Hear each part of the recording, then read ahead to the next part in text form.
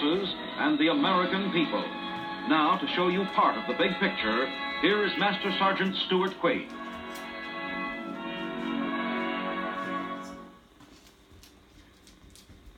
At 10:48 p.m. Eastern Standard Time on January 31st, 1958, the attention of the American people was focused on Cape Canaveral, Florida, as a giant rocket was catapulted toward outer space. Few events in American history have been so awaited, prayed for, worked for, as the Army's successful launching of Explorer 1.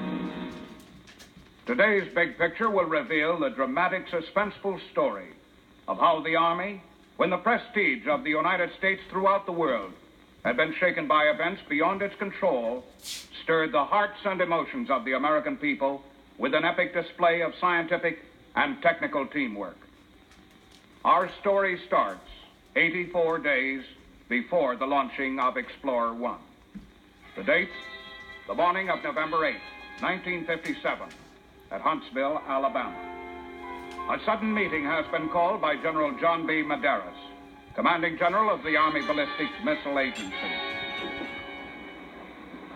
Good morning, gentlemen. Be seated, please. I have a very important announcement for you. We've been assigned the mission of launching a scientific Earth satellite.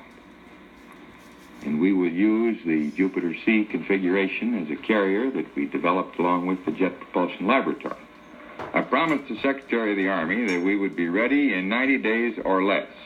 Let's go, Werner. This is what they've been waiting for. The deadline is 90 days. 90 days to put a satellite into orbit. A crash program, an emergency. And the American people had become aware of that emergency long before, when a Soviet Sputnik beeped its way across the skies. The reaction was one of astonishment and concern, for it was now known that a potential enemy was at least temporarily ahead in developing means for space travel. Reaction,